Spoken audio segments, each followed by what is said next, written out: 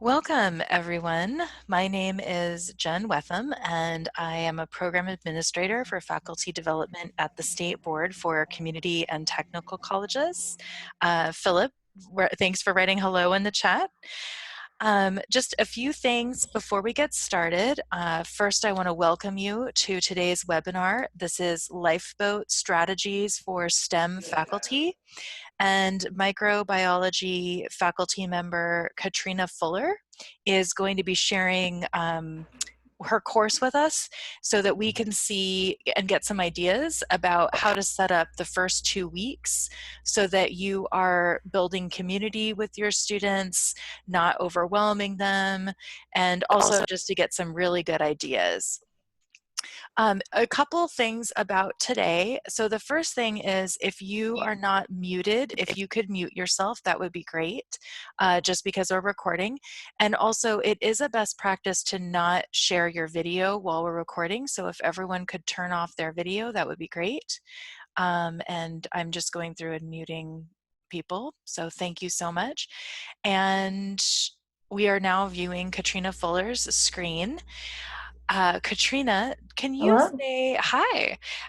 Can you say a little bit about your background? You have a very impressive background. You are highly loved and adored by your students and by your colleagues. You've been teaching online for a long time.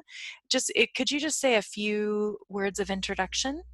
Sure. So I teach at Lower Columbia College, and my first career was as a clinical microbiologist before I began teaching. So I do have a heart for microbiology. Shout out to the microbiologists that are out there. But I also started teaching online, not by choice. I was asked if I could do a small cohort of nursing students online. And, my background was a traditional lecture background. And at first I thought, well, how can I do this? But I learned it can be done. And I feel grateful that now I have been teaching online for probably about 9 years now. And have made improvements as I go. So I want to tell you that like this course is something that I've made improvements to over the years. I took the QM training, the Quality Matters training, and I also took the awesome, I highly recommend e-learning certificate that they do at Renton Technical. So shout out to Liz Falconer who got that organized. And so a lot of what you see in this course is just bells and whistles that I learned from them and basic course design, but yours does not have to be this fancy.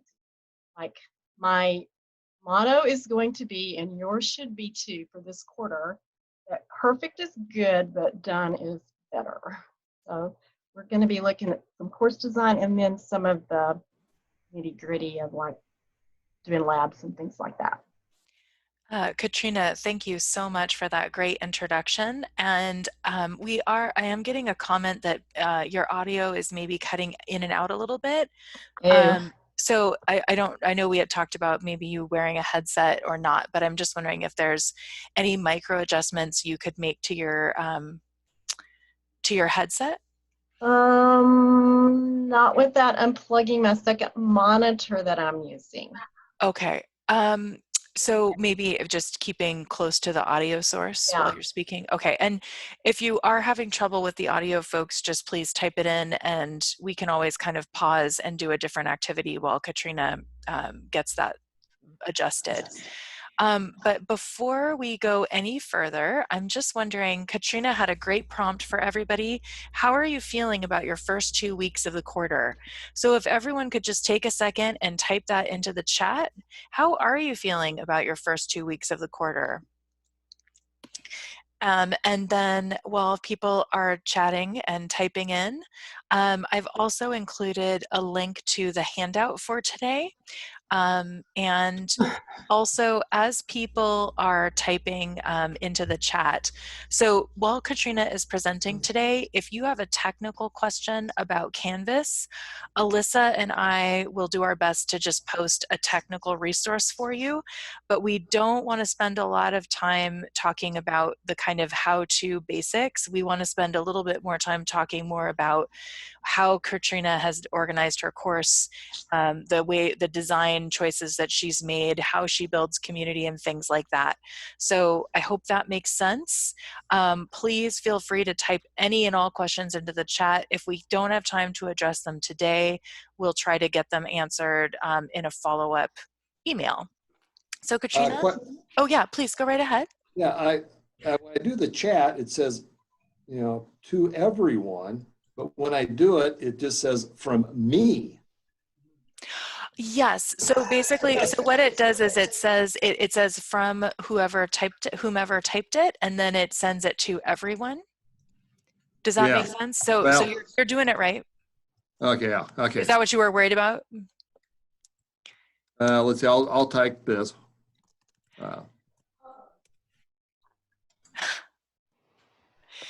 While you're typing into the chat, Stephanie Dykes wrote, "I'm feeling sad for all the people suffering COVID-19 unemployment on massive scale." Stephanie, thank you so much for bringing that to the forefront. Yeah, see, like I just said, like all, but it says from me to everyone. It doesn't list my name. Well, that's because you know your name. Oh, so you're seeing me. Oh, Yes. Jerry, thank you. I did not get it. Okay, I see. I see. Yeah, so we see it with your name, but you see it from me. Yeah, learning curve. You know, we are all in as Deb Jenkins would say, we are all in a developmental space right now. So it's great. Yeah, in case you see my screen go blank, that's because I'm sure you don't want me to watch me eat. Gary, we'd love to watch you eat. All right, so I'm going to have everybody mute themselves. And Katrina, are you ready to show us your course? I think so. Okay, all right. So I'll mute myself too. Thanks, Katrina. So the first takeaway that I have for you is to design a course that's easy to navigate and that has all the resources that your students are going to need. If you have always just taught face-to-face, or even if you have taught hybrid, it's a different situation when it's totally online, when the only way you can communicate with your students is online. And so the better your course design, the better it's going to be for your sanity, because the students will be able to find their way through. You'll have a lot less questions about how to navigate your course and where to find things. And you can just concentrate on answering questions about content then. And so that's the first thing that I wanted to mention. Now, I've got fancy things on here, but I usually try to have a welcome page, and you don't have to have a video. I did a video, but I would suggest putting at least a picture of yourself on the front page, because that way you'll be real to your students. Like, they don't just have a name and no picture. And then whatever, just as a course and etiquette, your e-learning probably has something like that where you are, and what skills are they going to have, what technology do they need. Will your course run on a mobile device? Are you going to have a computer? And for all of my courses, they need computers, because some of the simulations and things won't run well on a mobile device. So those are things that you need to find out. So some sort of a landing page, a welcome page. I also like to default, there's a setting that you can have your recent announcements show up on the top of this homepage. And that way I know that my students aren't going to forget to check announcements or miss announcements. If they log into the course, they're going to see the last 3 announcements. You can set it for however many you want them to see, but I think 3 is pretty good. I don't usually put more than 3 announcements in a week, so surely they're checking in. If they're going to be successful students, they're checking in, more than once a week. How is my sound doing? Can you guys hear me okay? I can hear you. Can folks just type into the chat a yes or a no or a maybe? Okay, it looks like it's great. You're doing great. All right. Thank you so Good. much. I'll keep going. So also, this is really busy over here with this long list of things that could be available in this navigation panel. And my suggestion is to hide everything that they don't need. Like, I don't, well, let me show you how my Katrina, view just would while be. you're navigating, we do have one specific comment that possibly when you're moving your head, you get louder and softer. Okay. I'll try to keep facing frontward. Is this about right? Could you just keep your head still? Yeah. I'll try not to move my head, even though I have two screens. Is this the right orientation for my face to hear the sound? I think that's good, yes. Okay.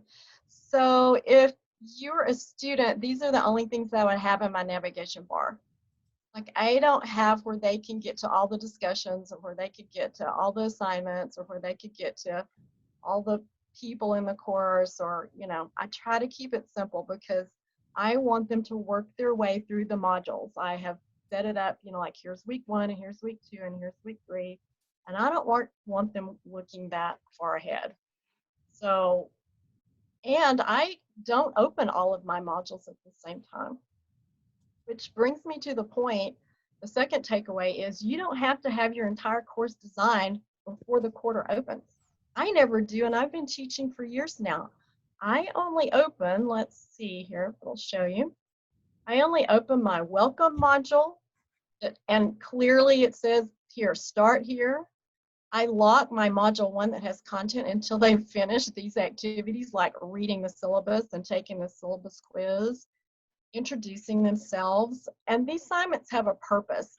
The syllabus quiz, besides just reading the syllabus, it lets me know and them know how to take a quiz in Canvas. They've never had to do any online, assignments before. So you can see that there's a syllabus quiz, there's an introduce yourself, and that lets them see how a discussion forum works. There's a settings assignment, and I'm just going to go through these real quick. So you guys know what the syllabus quiz looks like. I let them take it as many times as they want to, but they do have to finally get it all right, all their answers right, or they can't move on after and open the first module.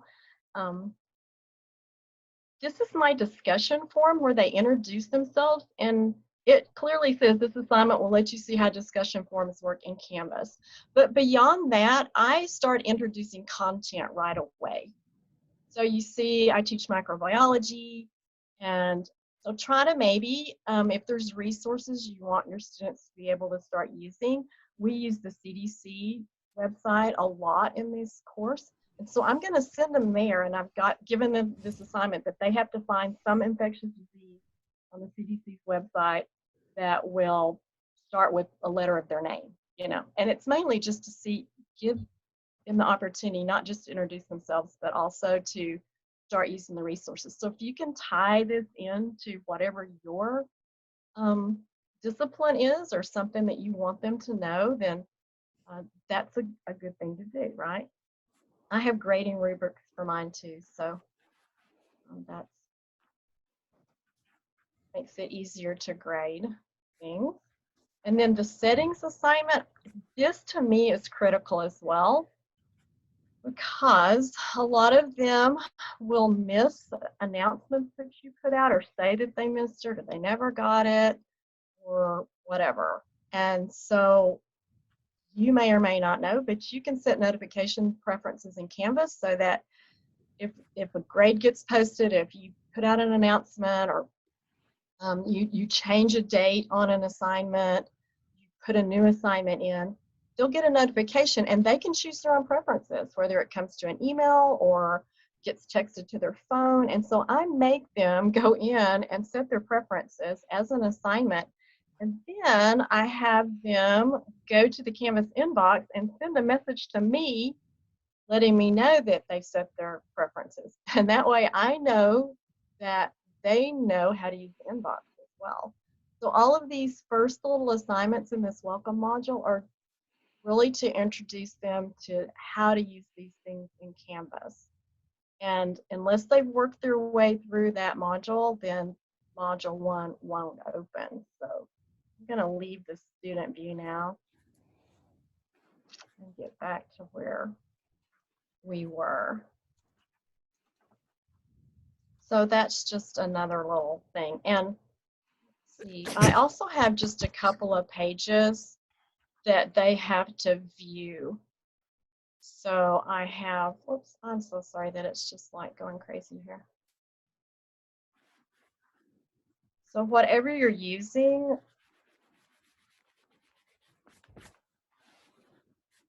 our LMS is Canvas, and I guess most of yours is as well.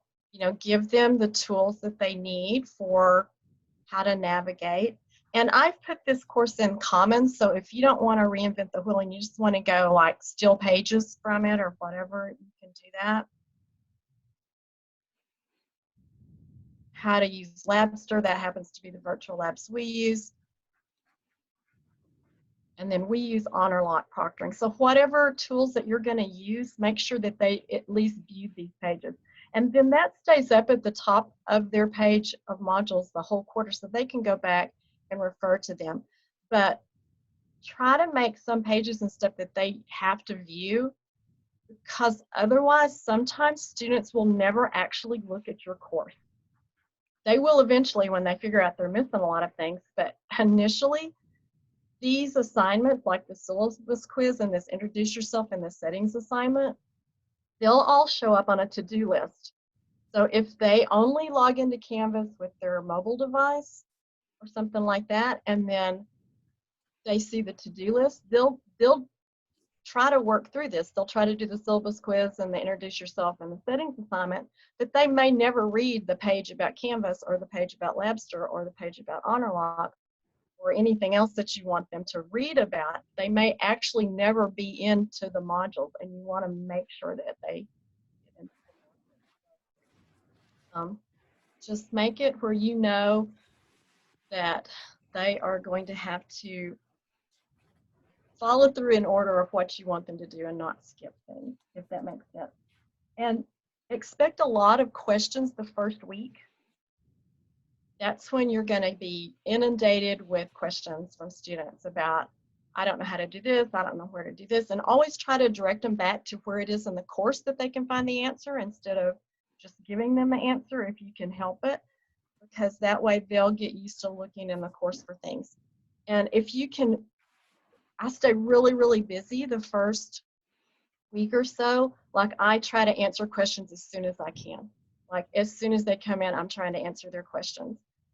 And that lets them know that I am there for them. And then later on in the course, if you're getting busy and I have a policy that I answer within 24 hours, but like that's first week, I try to answer, as soon as I can when those questions pop in. But later on the quarter, they're more forgiving if you're running a little behind answering their questions, because they knew that you were there for them to start off with. And once you get past that first week or so, if you have a good course design, you're going to just start getting questions about content and things like that. And you're not going to get questions about, I'm lost, I don't know where to find this, I don't understand where this assignment is, things like that. So a good place to double check yourself if you have never set up a course online, if there are a lot of good rubrics and checklists. And I think Jen, I know this state board has one that they've just come out with, QM has one, your e-learning department may have one as well. And so just a little checklist of like best practices for course design will save you a ton of heartache in the long run. Jen, are you there? I am. Thank you so much. And I just wanted to say, sorry, I am listening. I am paying attention. No, I just was going to see if you were going to, can you post the information about the state board's checklist, the online Yes, absolutely. Yes, course absolutely. design checklist that you guys have? Yes, absolutely. Yeah, I'm And doing it right now. thank you, Alyssa. And also, Alyssa is posting information for folks about as they're doing technical questions. And Katrina, I just want to say really quickly, this is so useful, so helpful. Thank you. So the other thing that, well, I already mentioned, like, obviously you have to get a plan for the whole quarter and outline, and you're going to put it in your syllabus. But I always put a little asterisk, and you may too, like, things may change in this course at the discretion of the instructor. The class will, be informed if some changes made in a due date or, a lab or something. So just put that little disclaimer in your syllabus, and you may make changes before you get to that point.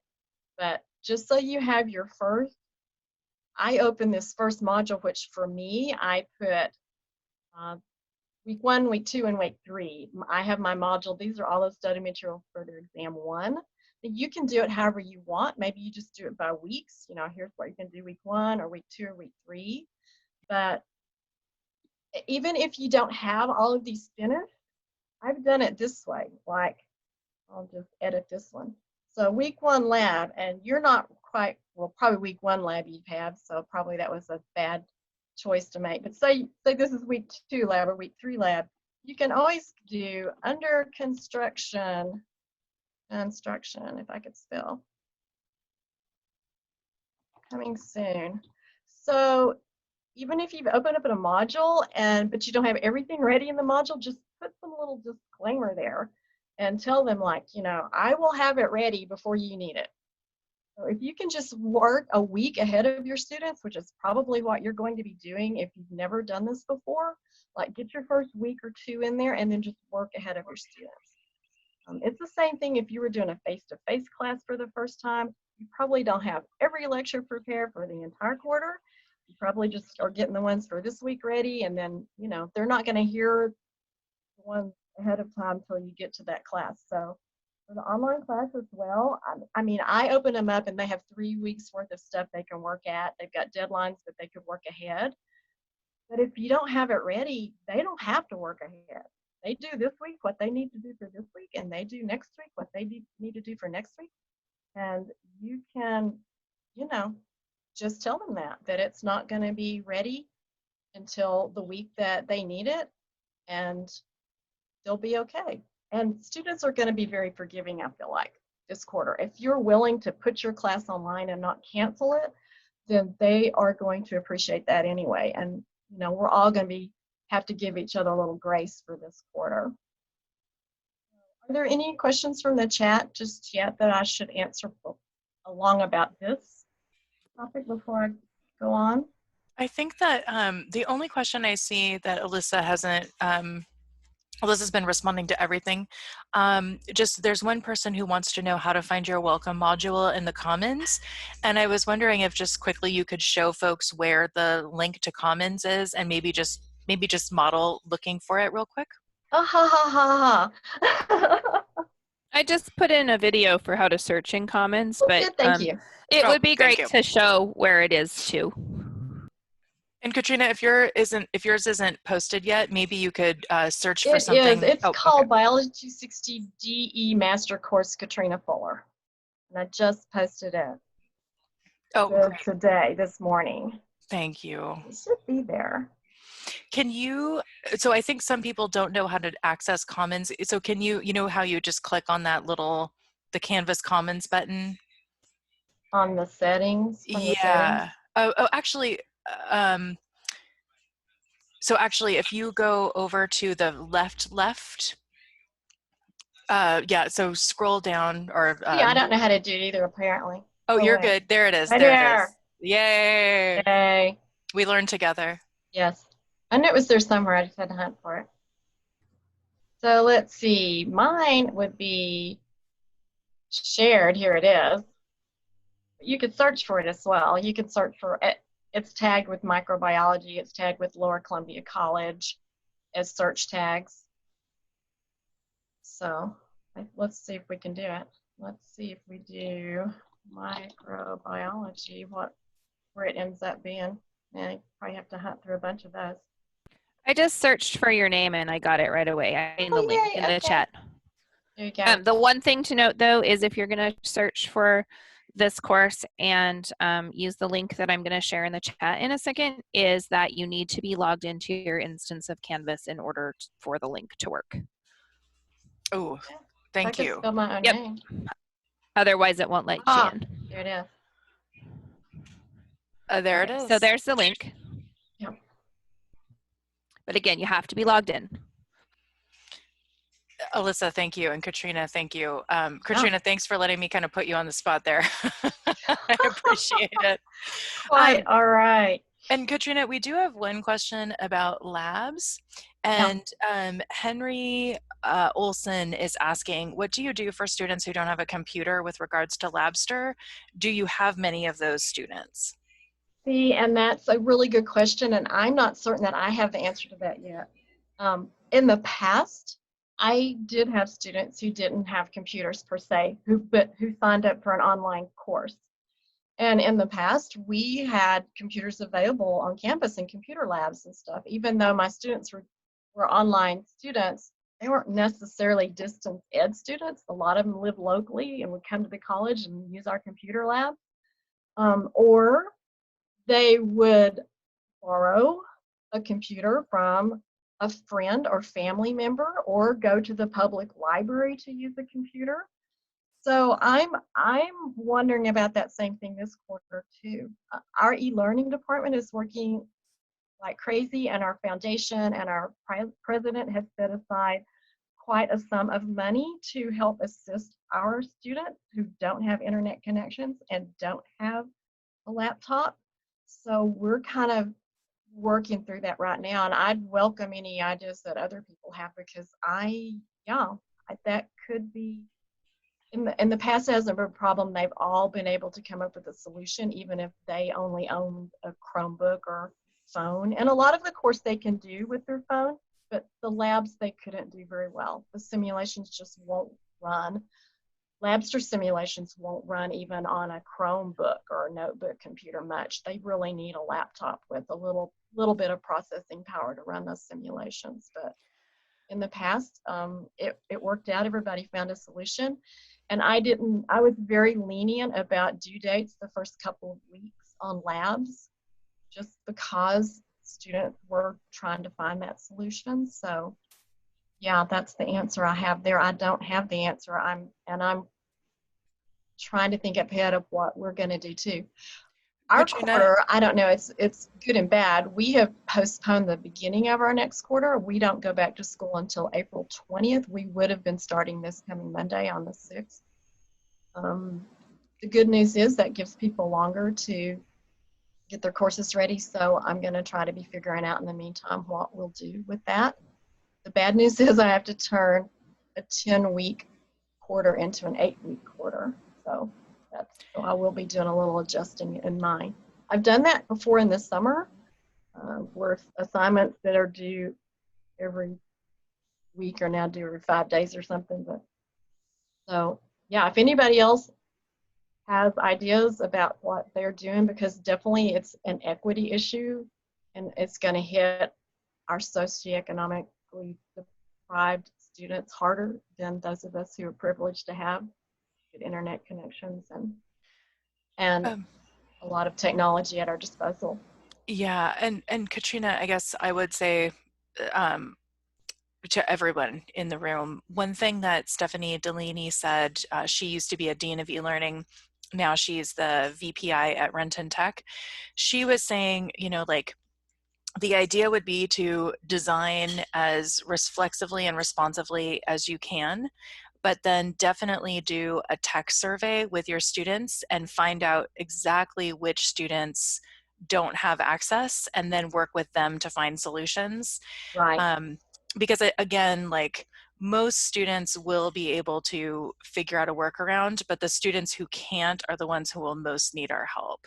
Right. That makes sense. The students are pretty resourceful. I mean, at first they'll say, I don't have a computer, but then it's usually we carry on conversations in the inbox. I'll say, well, do you have a friend with a computer? Do you have a family member with a computer? Or do you have a friend who would just let you borrow their computer once a week to do your lab? Oh yeah, I could do that. Or can you make it to the public library? Or can you, but with all the social distancing, some of those solutions are trickier. Hopefully as this quarter goes on, maybe things will start to get a little better, but we'll just have to play it by ear this quarter. And I think students realize that too. And I may have to come up with some alternate solutions for students who absolutely cannot do the lab, but I'm hoping that everybody can find a solution for it. Yes, and just one other thing, the chemistry faculty met today and they were talking about possibly getting a group together to build low tech, to build some simple labs that everybody could teach that don't require a ton of tech. Right. And so again, if folks in STEM are interested in doing that, I would be happy to community organize, just so that, you know, and again, I'll stop talking and let you continue. I'm sorry. Thank you. Oh, no, that's okay. Hey, So, Jen, I'm sorry to interrupt you, Katrina. Um, there are some more questions about accessing Katrina's course in Commons, and some people are struggling with it. And unfortunately, I have to run to another meeting because my team's having a meeting right now and I'm late. So I don't have time to answer all of the questions. But if the link's not working, make sure that you're logged in. And then if that doesn't work, try searching it through Commons the way that you watched Katrina do it a minute ago, and see if that works. I know some of you said that that wasn't working, and I actually don't have an answer for that right now. yeah, So may have to maybe check Jen with can your, connect with me after the fact. yeah.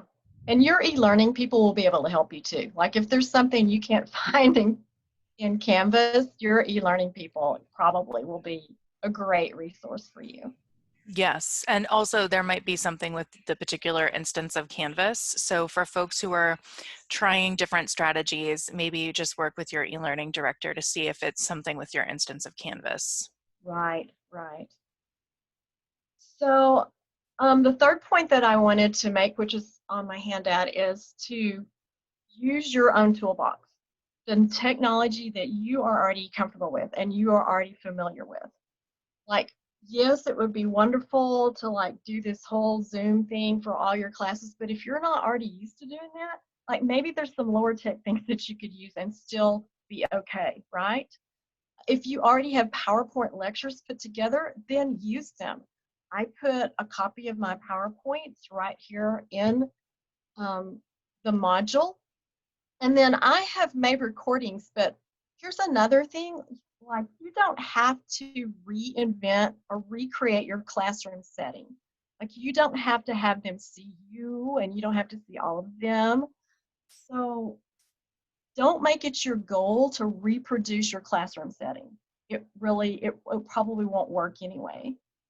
So you can create presence and community in other ways, and we'll talk about that next. But just use what's already in your toolbox and adapt it to what you already have. So if you already have PowerPoints, I recorded these little lectures. I used an app called, no, it was called Explain Everything. Now it's called Explain EDU, and then upload them to YouTube. But you don't even have to do that. If you already know how to use PowerPoint, and I just learned this like recently. I don't know where this has been all my life, but maybe you already knew about it. You can record right on your PowerPoint lectures, which is awesome. So if you go here to Insert, and over here you've got Audio, and you can record audio. So here, I'm going to record on this slide, right? It's just this easy, and you push this little red button here, and hello, welcome to Biology 260, Microbiology. This is Lesson 1, Introduction to the Microbes. Okay, so we can see what that sounds like by pushing this.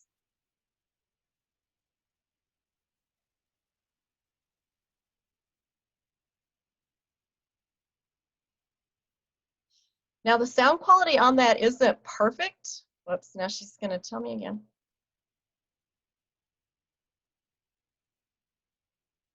I do recommend using a headset when you're recording lectures, whether you're doing it in Panopto or however you're doing it, because you can see that wasn't the greatest sound quality, and I do have a headset that I use, a headset microphone that I use.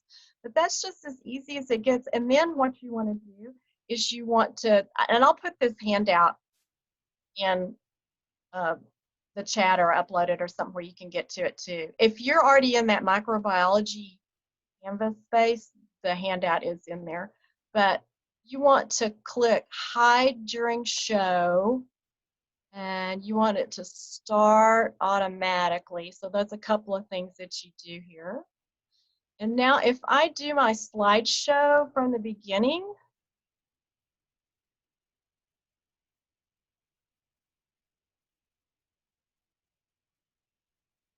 So I think you can see how that would work.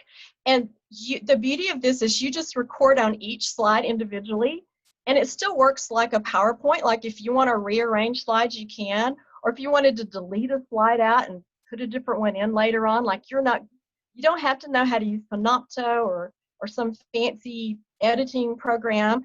You know, you would just open your PowerPoint up that had these audios in it, and then you delete one slide, you put a new slide in, record over that one, and it'd be just that simple. Now, the last thing you need to know is when you get ready to share this with students and you go to File, instead of saying Save, you're going to export it, right? And you are going to create a video and click here, Create Video, and it will save this thing as an MP4 video file for you. And if you set that automatic setting, then whatever recording that you put on that slide, it will just play all the way through. And when it gets to that slide, it will tell you, you know, whatever the recording is. You can embed video or whatever you want in it. And so you've created a video just from your PowerPoint that you already have without having to have some external program that you haven't learned how to use yet. Now, if you already know how to use Panopto, yay, go for it. Got some other video capturing recording thing that you're used to, yay. But if you don't, this is a pretty simple way of doing it. So I hope, like I said, I just found out about that really just recently when I was listening to a webinar about making case studies real for students and how, anyway. So no, I don't want to say that. I want to escape. Katrina, so hopefully that's helpful for you. this is very helpful. People are typing into the chat how great that was, and so thank you. And I think we have one comment about this is a great tip. I had no idea I could put fun audio into my PowerPoints, which, yes, the more fun you have, the better. This is awesome. Right. And now the thing is, don't save it as a PowerPoint and then try to upload that PowerPoint. Like here, I've got this PowerPoint lecture slides, you know, just plain, this is just a plain PowerPoint. Because our e-learning folks say that those enhanced PowerPoints, some students can't play them. So just be sure at the end, instead of saving it as a PowerPoint, be sure you export it as a video and let it play as a video. You can still give them your PowerPoint slides. Copy of the slides. I do that for my students both on campus and online. And in fact, I put the same stuff available to my on-campus students as I do my online students. So like my recorded lectures and everything. But you know, that's a tool. Most of us have that in our toolbox already. You probably already have Word docs done, right? Just upload handouts to Canvas. You don't have to get fancy smancy with it. You don't even have to record your own lectures. You can go to YouTube. I can tell you, you can find tons of nicely redone lectures that are already closed captioned by all kinds of people. And maybe, yes, it's not you, and you have a special way of explaining it. But remember our motto, perfect is good, but done is better. I learned that from a quilting group, by the way.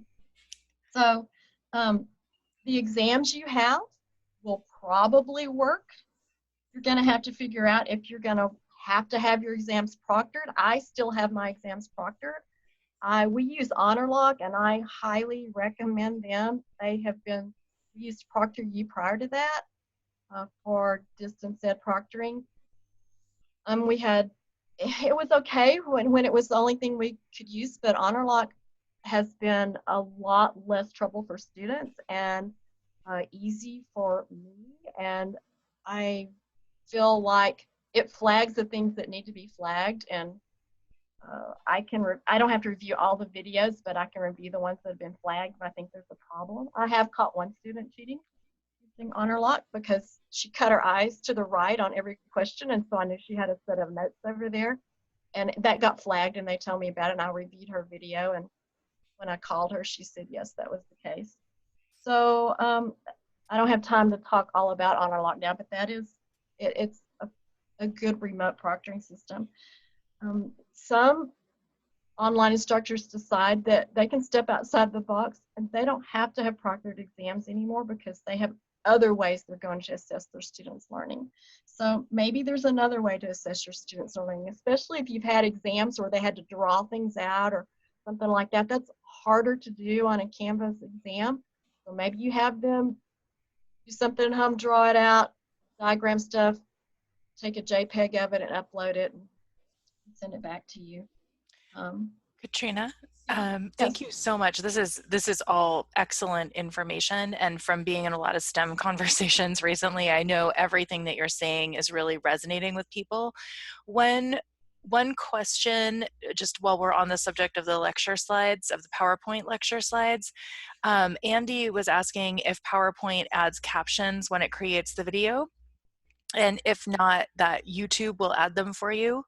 And again, the YouTube ones aren't awesome, but they're better than nothing. Yes, that's true. And I forgot to mention, and I should have, I'm glad he brought that up, because on the PowerPoint, there's a place at the bottom to put notes, on your PowerPoint slides.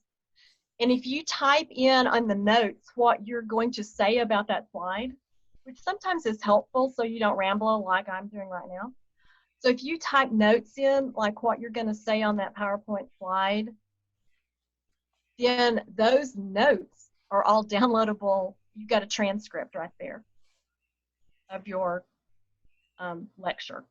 If you typed out in the notes section like what you're going to say on that slide, so then that's easy. You don't have to redo. So some of my videos have transcripts rather than closed captions.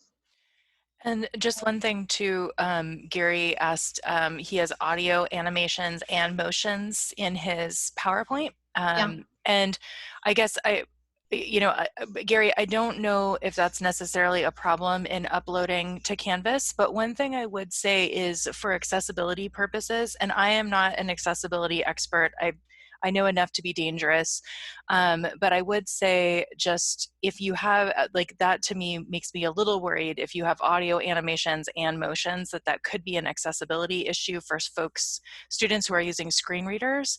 So I think when in doubt, keep things simple, and don't use a lot of bells and whistles, only because it might create an accessibility problem. But we don't have to go deep with that right now. But I did want to sort of put that out there. That is true, and I have simplified some of my PowerPoints for that reason as well. So the Katrina, last thing I want to just address, if we have just a few minutes, or if there's not any other questions right now, is creating an online presence.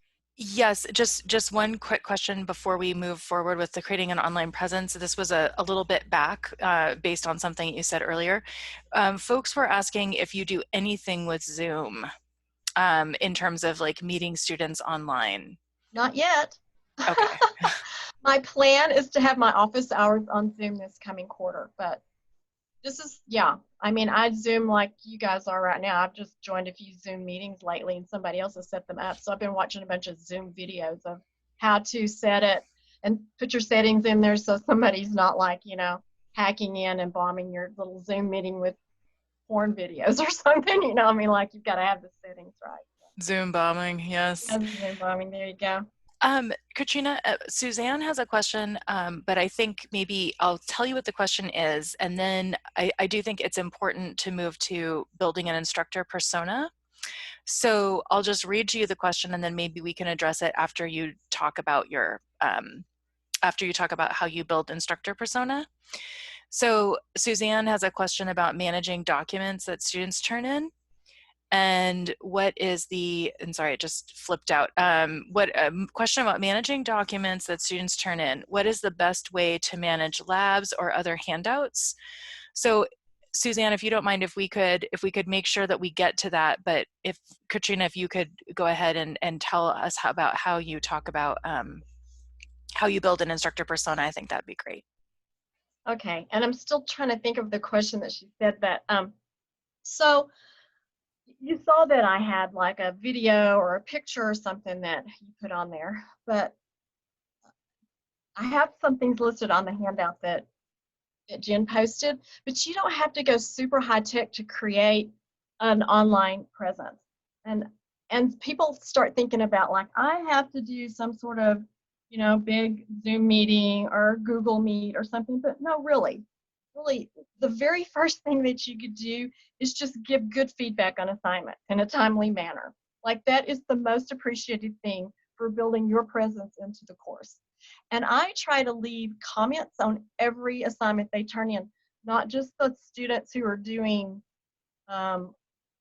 need some help and needed you to correct their thing, but for the ones that are doing well as well. So, and I have found it very helpful. I create pages because you find that you're giving the same comment over and over again, really the same mistakes people are making, or you want to just tell them they did a good job. And so I create a page and I have a teacher's resource module at the bottom of my course. And I keep it locked. I never publish it, so nobody sees it but me. But for every one of my assignments, I'll have comments. So, and I can also, on the fly make up a comment and add to it. But I find like I'm repeating myself over and over. So I can just copy and paste these comments in the comment boxes I'm grading. And when I get student evals back, that's one of the things that they hit over and over again. I really appreciate that you left comments. I appreciate how fast you got back on grading things. And so like if you can streamline this, you're still, it's that regular and substantive interaction with them. And they really appreciate that. You can go low tech by, if you can't Zoom meet and all, I wasn't doing Zoom meetings. You know how I met with my students who were online students and couldn't come to my office? I called them on the phone or had them call me and we had a telephone conversation. Everybody can use a telephone. Like you don't have to go high tech. I'm planning on trying Zoom this time, but I don't have a whole course to set up. My course is set up. I can learn a few new things every quarter. So don't feel like you have to learn all the latest things to successfully run an online course, right? So, and then for lab, I think maybe just recording yourself doing the lab and then have them analyze the data. You're gonna have to ask yourself this question. Is it more important for your students to learn technical skills for lab, like how to pipette and things like that, or how to do critical thinking? If your answer is critical thinking, then you can figure out a way to do the lab online, right? And then they can learn those skills the next time they have to get into a wet lab. Somebody can teach them how to use a microscope. They can be taught how to do pipetting. It doesn't take that long to teach them how to do those things. True, they may need those for future courses when they transfer, but I think people are going to be pretty understanding of what's going on this quarter, and those are skills that can be taught when they need to have them, but those critical thinking is what I have had to come to the conclusion of. There's no perfect online lab solution, I have to tell you that. I love my own campus lab still, but it's good enough. It's good enough, and then they can learn their critical thinking skills even if they're not learning the real skills. So that's about all I have. Is there anything else that I can answer now or can show you? I know I've skipped around a lot on this. You've been doing great. And also I just wanted to say thank you for what you just said about there isn't a perfect online lab, and maybe letting go of the smaller skills that they can learn quickly in a different context and focusing instead on the larger critical thinking skills. I just wanted to say thank you for that.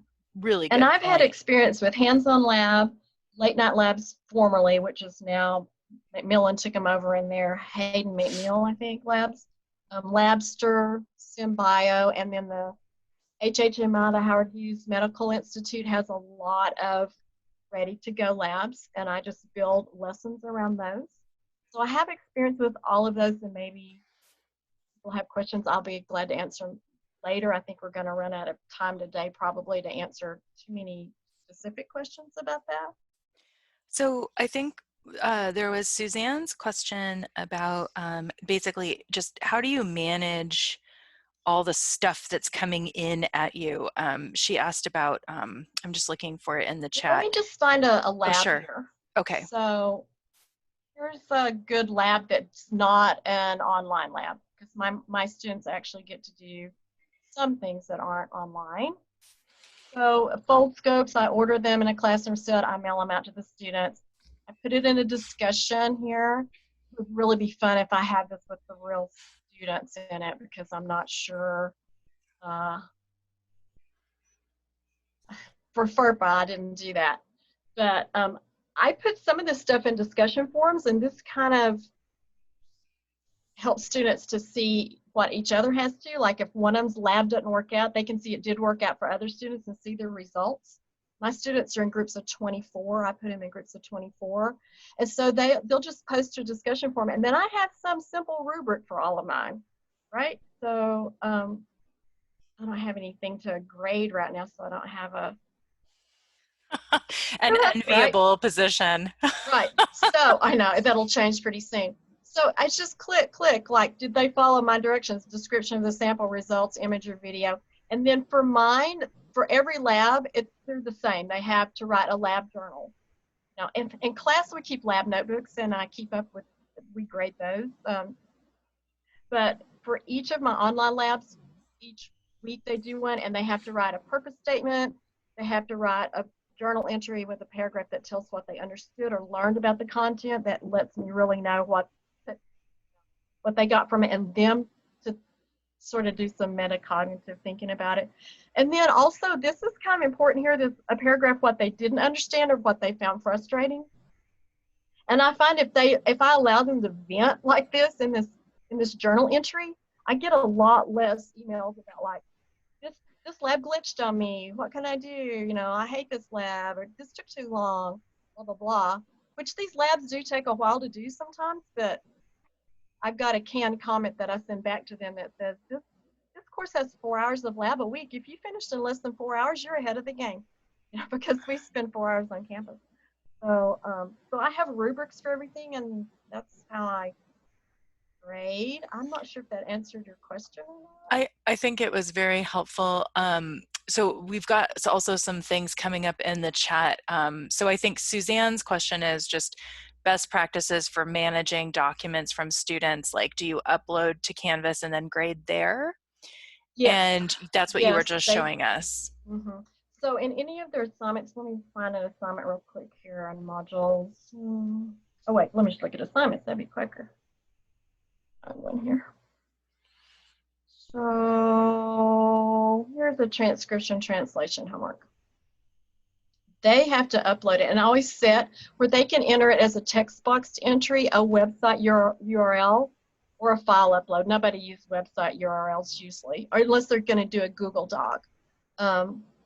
They usually just do it in Word and then they upload it, or if they don't have Word, they can type their answer in directly into the box. This is a handout that they download and then answer it, and then they upload it back again. It's in a Word doc, but if they didn't want to do that, they could just type their answers into a text entry box. But everything gets turned in on Canvas.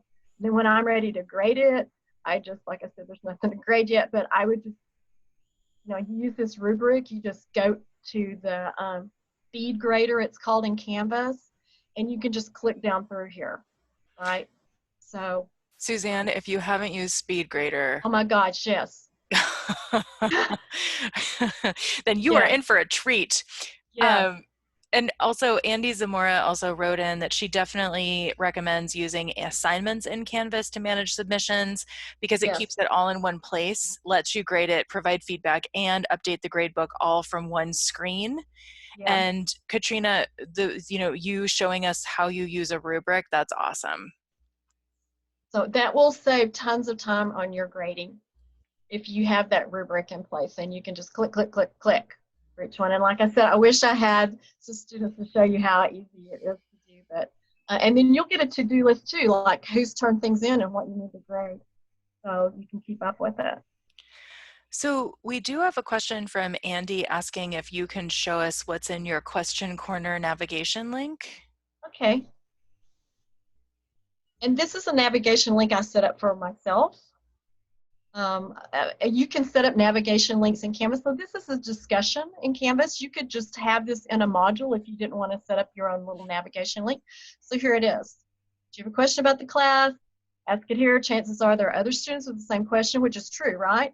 So instead of, I have over 100 students this coming quarter. Instead of 100 students emailing me with the same question, then I try to get them to put it in here.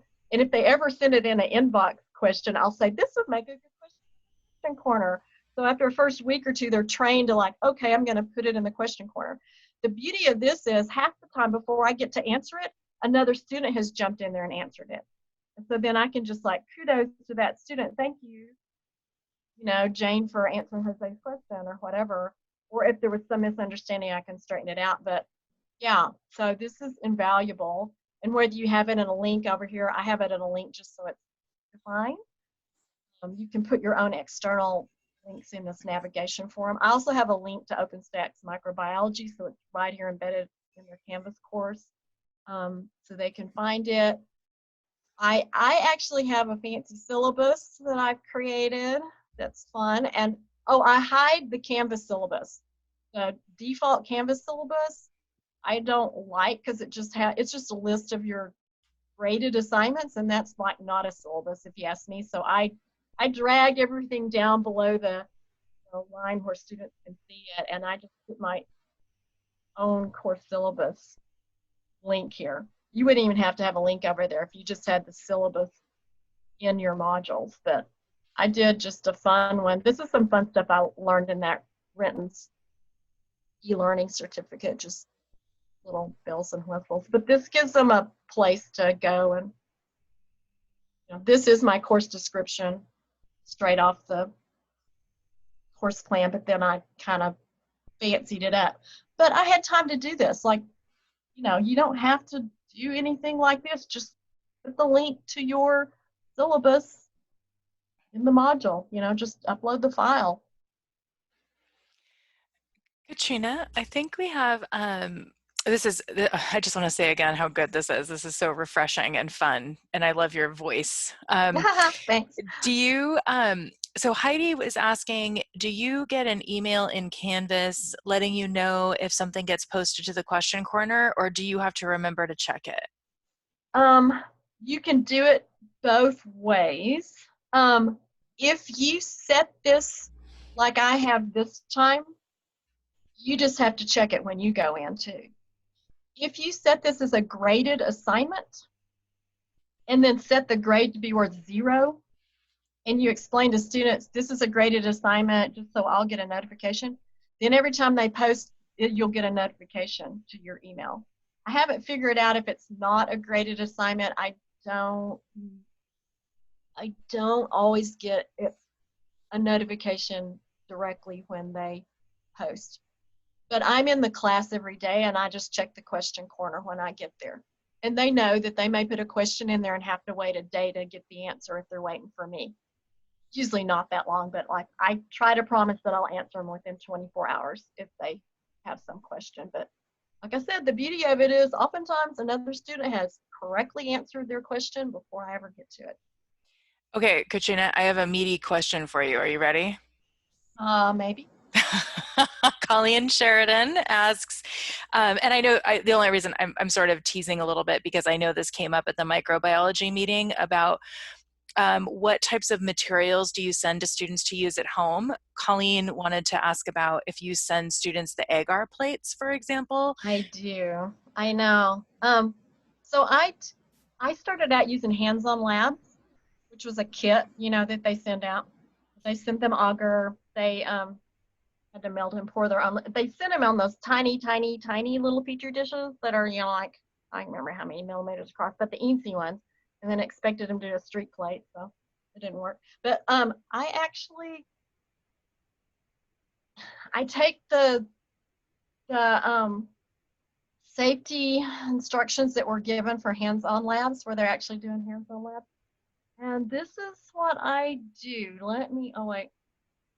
And whether you're comfortable with this or not, I don't know. Like I said, my background is clinical microbiology, and where is my assignment?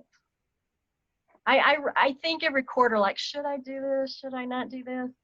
But I let them culture bacteria from their environment. I actually send them a McConkey plate and a nutrient agar plate, but and this is like one of my samples, but they have to tape them shut and not open them. They culture their kitchen sink and their bathroom sink, and then they get a pick, if they want to do the countertop or something. It's amazing. They love this lab. I kind of hate to do away with it, but like I said, it's your comfort level. To get rid of these things, they have to soak them in bleach water before they dispose of them. I mean, there's a whole instructions up here in this handout for how they have to safely handle it. And, you know, if they have pets or children, they need to be able to put this in a place to incubate it out of the way. Hands-on labs was the same way. They cultured stuff and put it on little plates. And they had this safety thing that they read through and agreed to. And so far, fingers crossed, so good. But, you know, Labster has enough. I did this for a while because I didn't have enough good virtual labs for micro. And Labster has enough of them now that I think I may drop this, although students love it. Because for one thing, it's just a lot of trouble for our lab tech and us. We mail this out. We get students to come by and pick them up if they live in town, but now we're going to have to mail them all out. So probably the last quarter I'll do it. Katrina, I think there is a lot of interest around this lab and there's lots of questions. And so, no, this is great. Happy problems, right? One thing I'm wondering is if, you know, I'm hoping that we can have another meeting of the microbiology faculty and maybe the next meeting is you just showing folks this and then being able to answer questions. Cause like, I think Colleen is asking if you can send the safety thing they read and agree to. I think there's some questions, but before it's 2:03 and I really, before everybody leaves, there's one question that I really would love to hear your thoughts on. Roberto Anatori asks, my head is swimming in all of the myriad options for our classes. What I really want to do is start designing. What is your number one suggestion about where I should start? What should I do first? Is it my syllabus? Is it my intro module or something else? Well, I think your syllabus is going to be really similar to what, you know, you're going to teach the same stuff in the same order that you have always done it. So I would, you know, you're going to have to get your syllabus together and try to figure out what you're going to do each week. And I try to do that. And like I said, put the asterisk there that says some of this could change. But basically, you know, figure out your 10 weeks.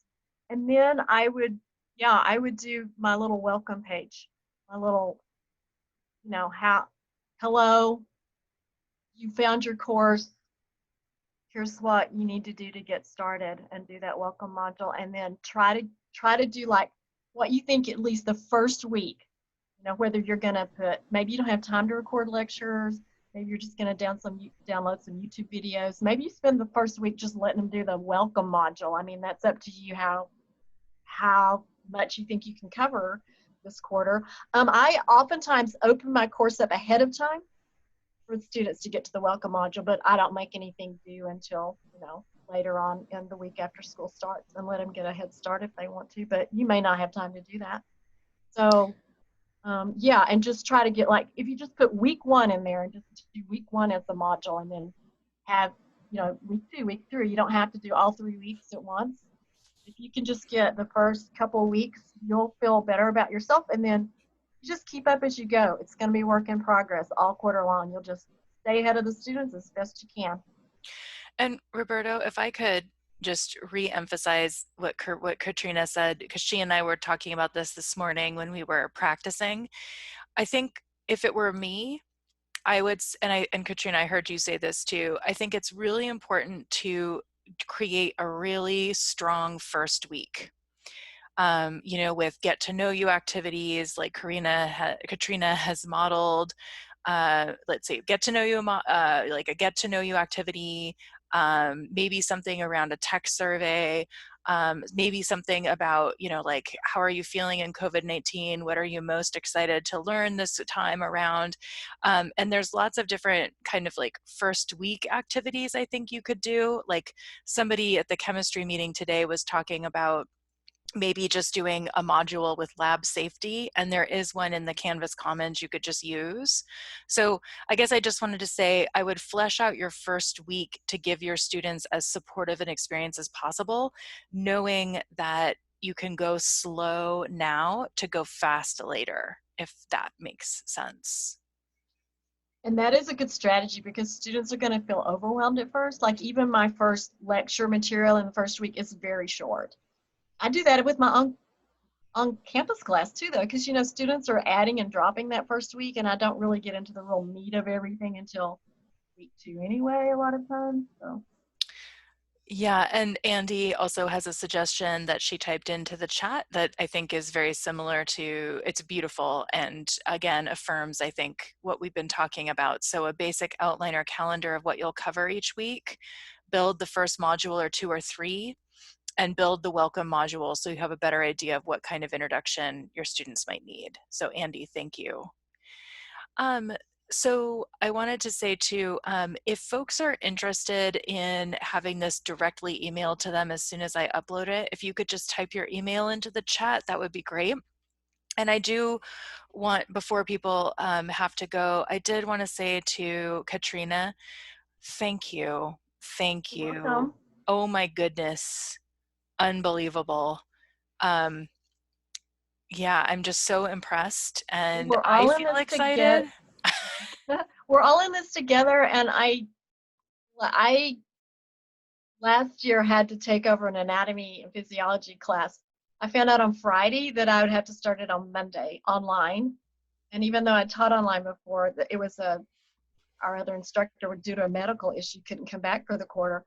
So, it's a panicky feeling, but just realize you can get something put together for that first week and then just try to stay 1 week ahead. And I hadn't taught anatomy in, oh gosh, 10 years. So I was like relearning the material and putting the course together. So it can be done. You'll do it. It'll be a busy quarter, but you'll manage it. And you may decide you like teaching online after all, and can continue into the future, even though you won't have to after this quarter.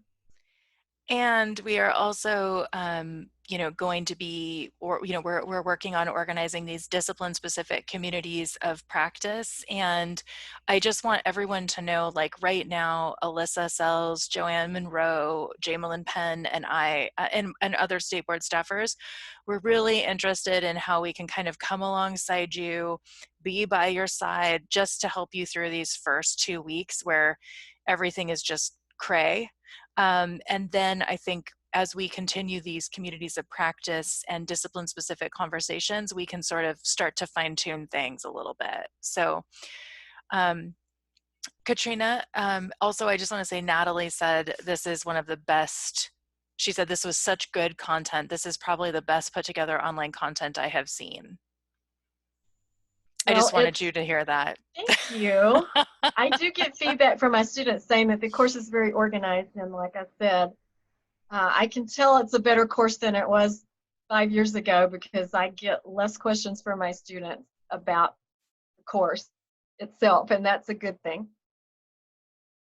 So, Katrina, can you hang out a little bit more and like if there's anyone who has a burning question that they're dying to ask you? So I'm gonna just let people use their mics and speak, or if you don't have access to a mic, you can type it into the chat. But what are the questions that people still have that they feel like I will just die if this is not addressed?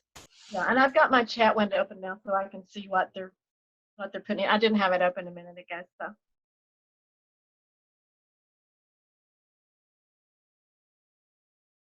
So Jen says, oh yeah, do you think there's time to schedule an AAP meeting? But you would want somebody else besides me for that. Hey, Laurel? Or Katrina. Yeah. Okay, in your question corner. Well, so the questions they're asking is usually things like, I don't understand how transcription works. Like, why am I getting the wrong answer here? I'm like, so I don't really care if they help each other on that kind of thing. I have a lot of ungraded things in my course, for practice problems, or I put handouts in on the pages. I put videos just so they can have something to fill out when they're going through the videos, stuff like that. So it's usually questions, or sometimes it's questions like, Labster got glitchy on me on this thing. How can I do it? And it's usually something they're doing wrong and they're just not moving forward, because Labster won't let them move forward if they're making mistakes. They can't finish the lab and just can't just get through it. If they get to a point where they're not doing it right, they have to keep doing it until they get it right. So it's usually things like that. They're not questions about, not questions from exams or something. So I haven't had any problems with it. Say, Katrina? Yeah. Now, I do chemistry, and of course, with chemistry, there's a lot of calculations, equations, and that, and they show that Right. work on their lab report. Is that a problem trying to do that kind of stuff? Them writing out, calculations, equations when they submit the lab back to it? Well, so what I have some things too, like where they're growing stuff or they drew a picture of something, and what I have them do is just they take a picture of it and upload the picture. That's what I'm thinking of, either scanning it back to me or Yeah, taking a picture and emailing it or something like and that. they could figure. Well, I have them submit it right into the assignment. Like if it's something you're grading, Oh. create an assignment, and then they have to upload it there, so they're all together. You don't want to get a million different emails with us. Right. Yeah. So you want it right in that course, that assignment space. Oh, okay. So they can upload it into there. Okay. Yeah, and then they just upload it in there. Oh. I think we're This- finished recording now. Is that right? Yes. If we are, I'll take you to a real course because I don't feel like it's a FERPA violation just to show you, but I didn't want it recorded. Oh, Yeah. okay. So I'll stop. So Right. I'll stop recording. And actually, before you do that, I'll just say, is there anyone else with a question before we stop recording and show people I can cool go things? to like my last I course have a from question. last winter that had students who submitted stuff and show you kind of what I'm talking about. That sounds great. I think we have one question before we do that. Oh yeah, I had a question. How do you add a new page on the navigation list on the side? I went to my settings and I went to navigation. I couldn't see how to add something like question corner there. Okay, I can show you. Hang on. So if you go to settings and you go to apps here, then so like this course syllabus and question corner were just, question corner is a discussion and course syllabus is a page. So if I open this page in Canvas, I would have this link up here to copy, right? Like this is the page for my course syllabus. So I would copy this link. And over here in apps, let's see. Haven't done this in a minute. It's called Search for redirect. That's it. There it is. It's redirect, the redirect tool. So you do this and you give it a name like, question corner. And then right here is where you would paste that, well, I didn't copy the right thing apparently when I did that, but you would copy and paste this link for that. Right, and then when I'm not gonna add it because it's already there, Right. but that's how you do it. Or like if I redirect it to OpenStax microbiology, I would just get their URL and put it here and put OpenStax. And I would think you click wanna- this to show yeah. in course navigation and account and user. I just click all those. So that's how you do it. Katrina, It's thank a you. redirect tool. Thank Yeah. you. Is that, and thank you. And hi, Lauren. I keep seeing your name. Hi. Yeah, go ahead. Sorry. The one thing you do have to remember though is like when I copy this course, so like if I copy this course now into, this is just a, course, it's not a real course, it's just stuff I throw things into. So if I now copy this into my spring course or a copy from winter to spring, like once you set up a course, you just copy it each quarter, you do have to remember to go in and update these links. Because if I click on this, it would try to take me back to like last winter's syllabus, which I could be able to view because I have access to all my courses. But I would have to update it to make sure it had the link to the page in this course. Or same thing with this question corner, it would try to redirect me back to winter 2020's Canvas course. It would have the wrong link there. So that is one thing I have to go in and update. I don't have to update links like OpenStax or Lab for Micro that they're open web sites that'll stay the same. But if it's a Canvas link, you do have to update it, or it's going to try to send them back to the old course, if that makes sense. It does. And Katrina, thank you so much. And Jerry Lewis is on the call. He is one of our e-learning directors. Jerry, did you have something you wanted to add? No, I just, Oh.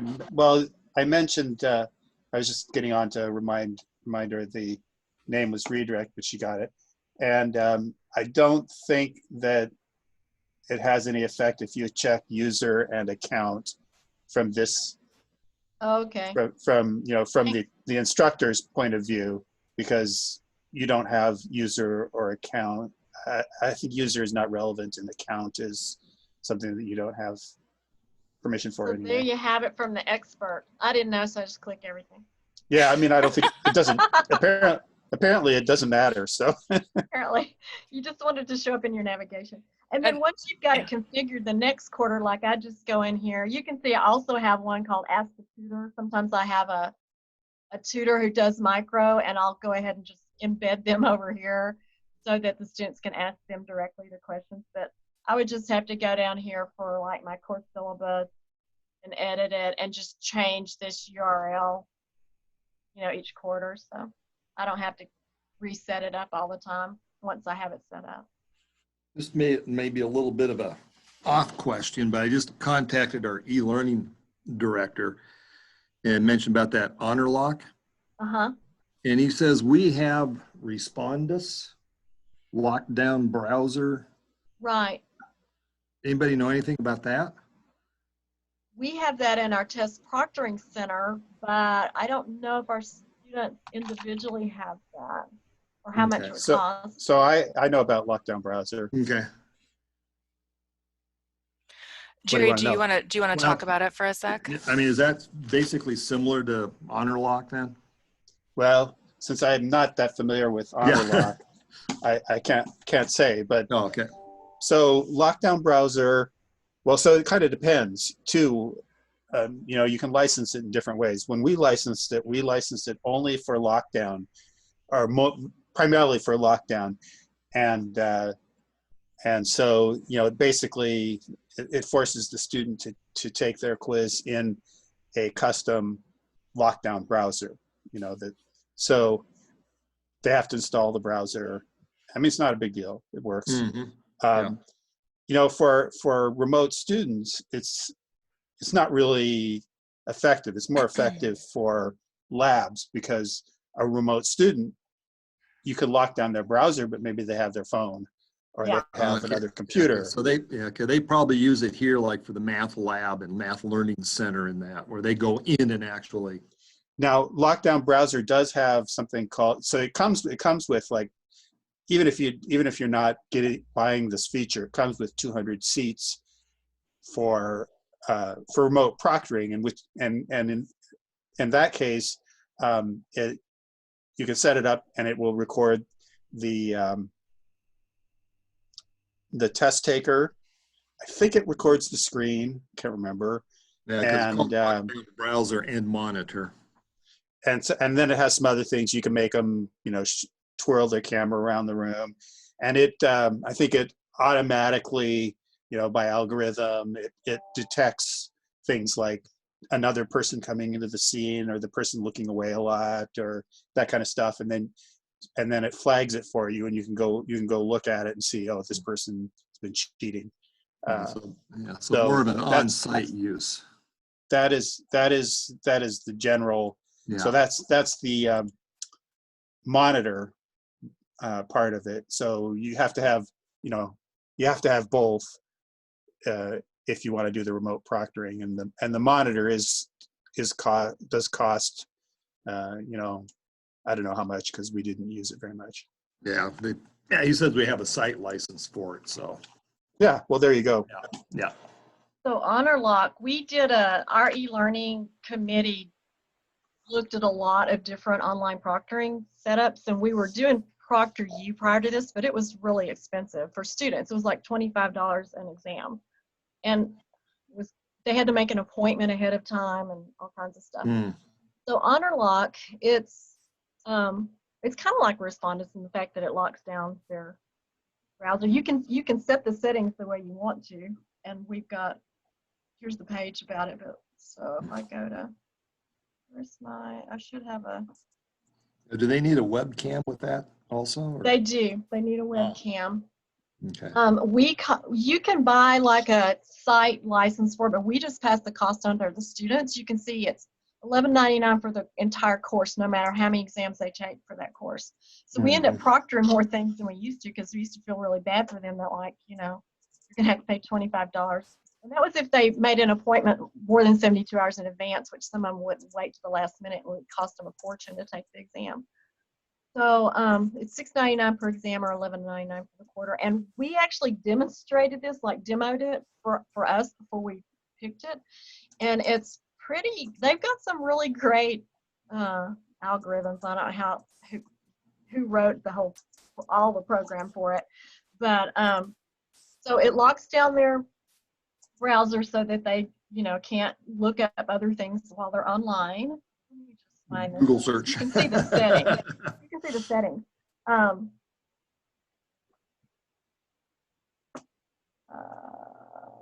settings. Okay. It'll get me there. Anyway, it also will detect where you're using another device. Like if they're trying to look up an answer on their phone, they're taking this test. I don't know how it works, but they can tell that they're using their phone. Because we were doing, they said, okay, like try looking up the answer on your phone while you're in this. Well, now it's, I don't know, it's stuck on something. So it has all kinds of, it's not a live proctor the entire time. But it does record them, and it's looking for, like you said, things like them cutting their eyes up to the side or looking down all the time or getting up and leaving the room or a second person coming into the room or anybody talking. And if some of that stuff happens, then a live proctor pops in, pauses the exam, so they can't keep taking the exam until the proctor can find out what's going on. And they also, like, we make them do, you can ask them to do a 360 room scan before they start, which we do. So here's like, I haven't enabled this on anything. I have bonus self quizzes, little weekly quizzes. I don't proctor those. But so exam one, I would. So I've already got settings in here. But so here's the things you can set. Do you want them to do a room scan? Do you want them to record their audio? Yes. Record their screen, so it captures their screen. So, you know, if they are trying to look up another website, it captures if they're trying to like right click and like copy and paste anything. You know, all that it knows, like it disables their copy and paste. It'll tell you if they right click something, but they're not able to copy and paste anyway. You can put a calculator in there. Or either scientific or basic, so they don't have the excuse of, I need my calculator, because, you know, they can program all kinds of stuff into their calculator too with answers. So you can provide the calculator in the test itself. It's pretty good. And you can give instructions, like my students are allowed to use a sheet of blank scratch paper, but they have to show that blank paper to the camera before they begin the exam. Yeah. Because sometimes they need to write stuff down, for like if they're doing transcription or something, and they're trying to write out AC's, T's, and G's. It's kind of hard sometimes to just think of it in your head. So we like it. It's pretty, the students seem to be, it's pretty intuitive as to how to use it. You don't have to download a program. You put an extension on Chrome. It only runs in Chrome, so they have to have a Chrome browser. But Canvas works pretty well in Chrome, and Labster works pretty well in Chrome as well. So they just put an extension temporarily on the browser. There's no program to download, so works pretty well. That's all I know about it. Katrina, this is great. Thank you. With everyone's permission, I'm gonna stop the recording now. Are folks cool with that? Yeah. Okay. So thank you, everyone. Thank you, Katrina. And I am stopping the recording.